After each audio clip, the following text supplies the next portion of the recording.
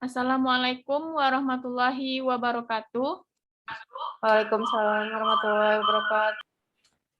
Waalaikumsalam warahmatullahi wabarakatuh. Puji syukur kita panjatkan kehadiran Allah Subhanahu wa Ta'ala yang telah melimpahkan rahmat dan karunia-Nya kepada kita semua, sehingga kita dapat berkumpul di ruangan Zoom meeting pada hari ini. Salawat beriringkan salam, tidak lupa pula kita hadiahkan kepada pucuk pimpinan umat Islam sedunia, yakninya Nabi besar Muhammad Sallallahu Alaihi Wasallam. Yang saya hormati Bapak RT Kelurahan Perupuk Tabing yang telah meluangkan waktunya untuk berkumpul di ruangan Zoom meeting pada hari ini. Dan saya ucapkan terima kasih kepada pemuda-pemuda Kelurahan Perupuk Tabing yang telah meluangkan waktu untuk berkumpul di ruangan Zoom meeting pada hari ini.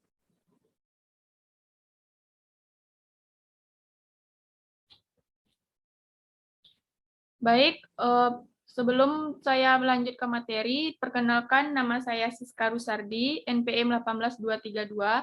Saya berasal dari Prodi Ilmu Hukum, Fakultas Hukum Universitas Bung Hatta. Langsung saja saya masuk ke pemaparan materi saya mengenai edukasi tentang tanggung jawab hukum dalam Undang-Undang ITE terkait perbuatan tidak menyenangkan pada media sosial.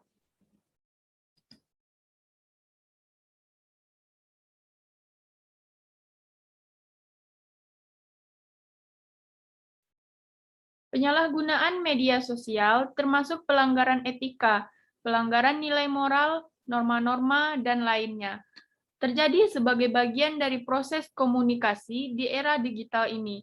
Pelanggaran Undang-Undang ITE dan pelanggaran etika komunikasi massa, disebarnya berita bohong dan berita palsu. Pelanggaran-pelanggaran tersebut sering terjadi karena pesatnya perkembangan teknologi yang memudahkan seseorang untuk berkomunikasi dalam waktu yang lebih singkat dan banyak penggunaan teknologi yang tidak berhati-hati dalam mengumpulkan informasi. Adanya pelanggaran etika komunikasi dalam media sosial selama pandemi ini diantaranya beredarnya informasi di media sosial seperti Facebook dengan judul grafik kadar antibodi setelah divaksin, COVID-19 menurun, adanya penggunaan jargon menggunakan bahasa asing, sehingga sulit dimengerti khalayak umum. Beredarnya pesan berantai pada platform WhatsApp dengan judul vaksin Sinovac hanya untuk kelinci, percobaan tidak untuk disebarluaskan. Terlihat adanya struktur kalimat yang digunakan tidak sebagaimana mestinya, sehingga mengandung hasutan dan kebohongan, dapat berpotensi menimbulkan kekacauan di masyarakat. Dalam Undang-Undang Nomor 19 Tahun 2016 tentang informasi dan transaksi elektronik memiliki wewenang yang kuat untuk mengatur publik terkait etika praktek komunikasi ketika di media sosial. Di sini ada penegakan hukum terhadap pelanggaran etika komunikasi massa dalam media sosial menurut Undang-Undang ITE.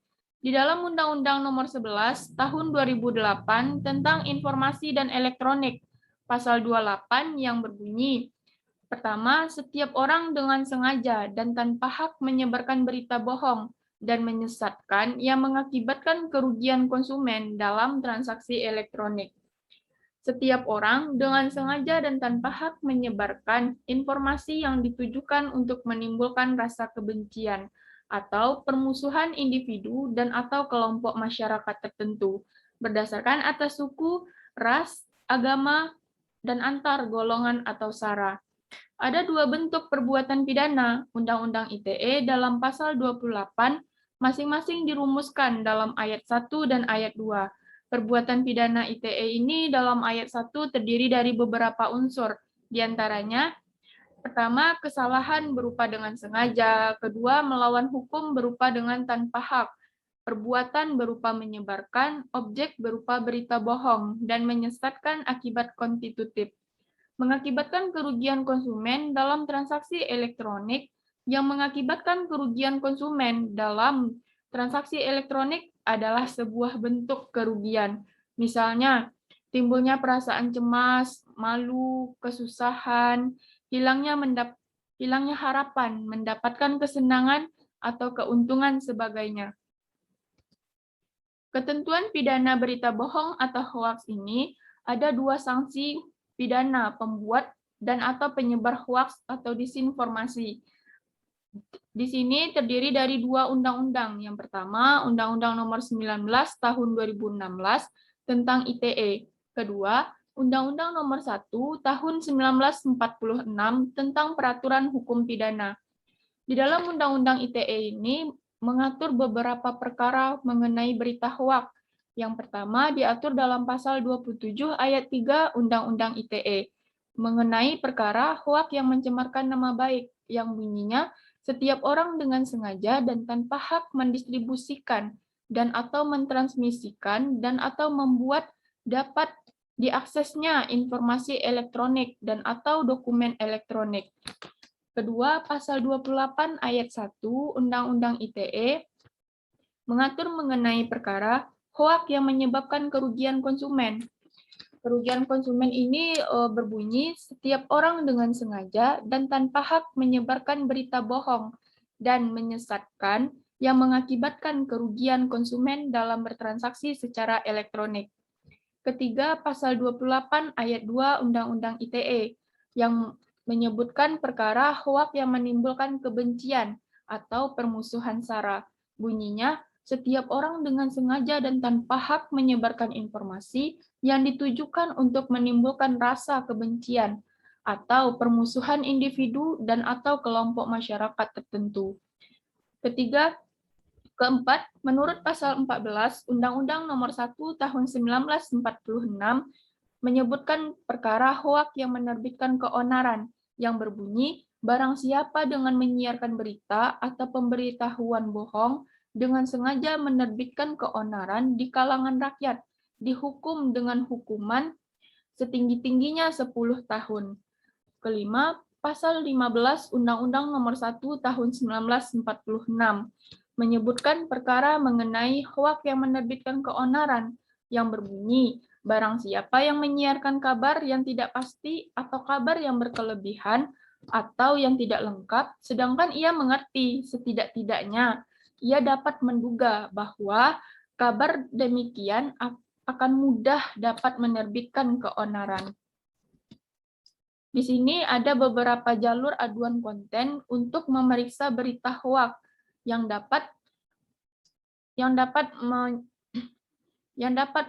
rusuh masyarakat. Di antaranya ada web, email, WhatsApp, Instagram, Facebook, Telegram, Twitter, dan lain sebagainya. Bentuk hoaks corona yang beredar di masyarakat ini, di antaranya hoaks korban meninggal karena corona di Indonesia, disinformasi penyebab virus corona, disinformasi cara penyebaran atau penularan virus corona, disinformasi tempat atau lokasi yang terinfeksi corona, hoaks mengenai tokoh atau yang terkena virus corona seperti kalangan artis, kalangan pejabat, hoaks adanya virus corona pada binatang tertentu, hoaks makanan dari negara atau daerah tertentu yang terkontaminasi corona, disinformasi biaya tes dan pengobatan corona di Indonesia. Lalu bagaimana cara kita untuk bisa melawan dan mengidentifikasi hoaks di era pandemi virus COVID-19 ini? Ada beberapa langkah yang dapat kita lalui. Yang pertama, waspadai judul berita yang bersifat provokatif. Yang kedua, periksa fakta informasi dengan benar. Pastikan berasal dari sumber berita yang kredibel, serta bedakan antara fakta dan opini. Yang ketiga, cek keaslian foto. Untuk lebih pasti, cek melalui fitur reverse image search di Google atau platform lainnya. Keempat, rujuk beritanya melalui website covid19.go.id. Cek kebenaran berita-berita melalui hoax booster. Kelima, cek informasi resmi dan terpercaya dari Kementerian Kesehatan. Periksa apakah itu berita hoax mulai dari berita medis maupun berita sosial. Dengan tindakan seperti ini, kita dapat berkontribusi terhadap kesehatan mental masyarakat dalam menghadapi COVID-19 ini. Mengapa Undang-Undang ITE diperlukan? Untuk mengantisipasi kemungkinan adanya penyalahgunaan dan memberikan perlindungan hukum baik dalam bentuk transaksi elektronik maupun informasi. Seperti yang disebutkan sebelumnya, adanya pelanggaran etika komunikasi dalam media sosial selama pandemi, diantaranya beredarnya informasi di media sosial Facebook dengan judul grafik kadar antibodi setelah divaksin COVID-19 menurun. Adanya penggunaan jargon menggunakan bahasa asing sehingga sulit dimengerti khalayak umum. Dan ditambahkan grafik yang tidak semua orang memahami dengan tujuan untuk menyalahartikan maknanya. Beredarnya pesan berantai pada platform WhatsApp dengan judul "Vaksin Sinovac hanya untuk kelinci, percobaan tidak untuk disebarluaskan". Terlihat adanya struktur kalimat yang digunakan tidak sebagaimana mestinya, sehingga mengandung hasutan dan kebohongan dapat berpotensi menimbulkan kekacauan di masyarakat. Ini dapat dijelaskan dalam Undang-Undang Nomor 19 Tahun 2016 tentang informasi dan transaksi elektronik yang memiliki wewenang yang kuat untuk mengatur publik terkait etika praktek komunikasi ketika di media sosial. Selain undang-undang, pihak kepolisian juga ambil alih untuk menertibkan masyarakatnya di dunia maya dengan program polisi virtual. Nah, di sini ada contoh kasus hoak vaksin COVID-19 yang judulnya "Vaksin Sinovac berbahaya, virus mati bisa hidup lagi". Ini dilansir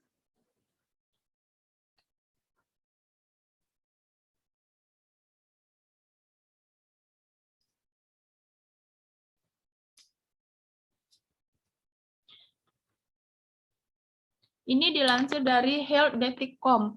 Vaksin COVID-19 Sinovac dikembangkan dengan metode inactivated, artinya virus yang berada dalam vaksin sudah dimatikan dan tidak mengandung virus hidup atau yang dilemahkan. Sementara vaksin Sinovac menggunakan partikel virus SARS-CoV-2, yakninya virus corona penyebab COVID-19 ini yang telah dimatikan atau genomnya telah dirusak. Partikel virus yang sudah dimatikan ini nantinya akan berinteraksi dengan sistem kekebalan tubuh tanpa resiko penyakit serius. WHO juga menyebutkan metode inactivated ini sebagai salah satu dari 7 teknologi pengembangan vaksin. Sekian dari pemaparan materi saya. Baik, saya akan membuka sesi pertanyaan.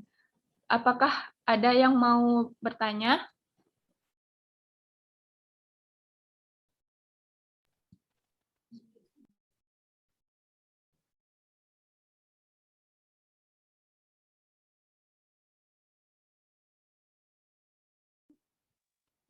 Kak, Ya, saya ingin bertanya, Kak. ya. Apakah hoax termasuk tindak pidana? Kemudian, apakah ada Undang-Undang ITE itu menjadikan dasar hukum untuk menghukum pelaku yang penyebar hoax tersebut, Kak? Terima kasih. Baik. Terima kasih ke Kak Partinia Nur Imantia yang telah memberikan pertanyaan kepada saya. Baik, saya akan mencoba menjawabnya. Yang pertanyaannya itu tadi, apakah penyebaran hoaks termasuk tindak pidana? Lalu, bisakah Undang-Undang ITE ini menjadi dasar hukum untuk menghukum pelaku penyebaran hoaks ini? Baik, saya akan mencoba menjawabnya. Istilah hoaks ini dalam Undang-Undang ITE tidak dikenal dalam peraturan perundang-undangan, tetapi ada beberapa peraturan yang mengatur mengenai hoaks atau berita bohong ini. Ini dapat diatur dalam Undang-Undang Nomor 11 Tahun 2008 tentang informasi dan transaksi elektronik, melarang mengenai yang berbunyi setiap orang dan sengaja dan tanpa hak menyebarkan hoaks, berita bohong, dan menyesatkan yang mengakibatkan kerugian konsumen dalam bertransaksi secara elektronik. Apakah dapat dimengerti, Kak Partinia?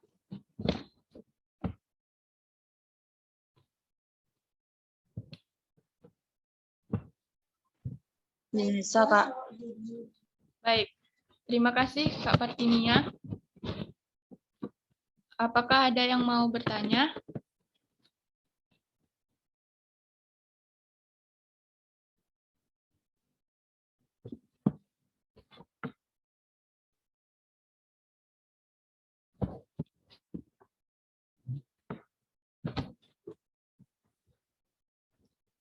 Apakah ada yang mau bertanya?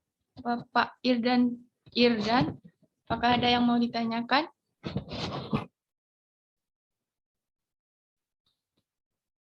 Kak Gita Febriani, ya.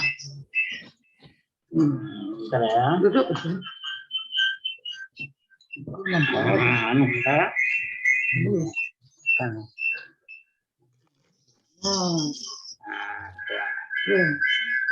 Kita mau bertanya ya, Ya, bagaimana Anda menjelaskan dengan adanya PPKM banyak terjadi di medsos?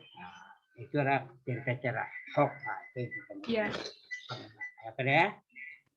Terima kasih Bapak Irdan telah memberikan pertanyaan kepada saya. Baik, saya akan mencoba menjawabnya. Dalam keadaan pandemi ini, maksud dari pertanyaan Bapak ini saya ulangi lagi. Dalam keadaan pandemi ini, masyarakat Indonesia memberlakukan PPKM untuk mengatasi COVID-19. Bagaimana pendapat Anda? Baik, saya akan mencoba menjawabnya. Diperpanjangnya PPKM ini adalah untuk mencegah bagi orang daerah luar kota masuk ke dalam kota dikarenakan adanya pandemi. Begitu banyak warga yang terkena virus COVID-19 ini, maka pemerintah memberi batasan-batasan untuk masuk bagi orang luar kota ke dalam kota agar untuk mencegah terjadinya COVID-19 ini. Sekarang banyak yang protes mengenai PPKM. Bagi penjual makanan yang tidak senang, maka di medsos banyak yang memberi kebencian pada pemimpin yang berwenang. Dan ini dapat dikaitkan dalam pasal 27 Undang-Undang ITE yang berbunyi, setiap orang dengan sengaja dan tanpa hak mendistribusikan dan atau mentransmisikan dan atau membuat dapat diaksesnya informasi elektronik dan atau dokumen elektronik yang memiliki muatan penghinaan dan atau pencemaran nama baik. Apakah Bapak sudah mengerti? Terima kasih atas jawabannya. Baik Pak, terima kasih juga. Dari Pak Erdan. Oke ya. Ya. Oke. Oke, terima kasih ya. Baik Pak. Apakah ada yang mau ditanyakan lagi, Kak Gita? Ya. Terima kasih ya. Iya Pak. Tidak ada lagi, Kak.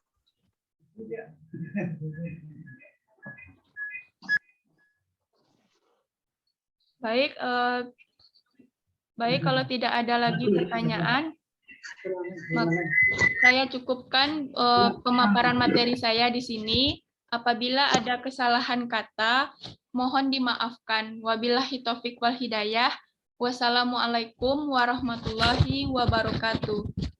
Waalaikumsalam warahmatullahi wabarakatuh. Terima kasih, Kak, atas ilmunya. Ya, sama-sama, Kak.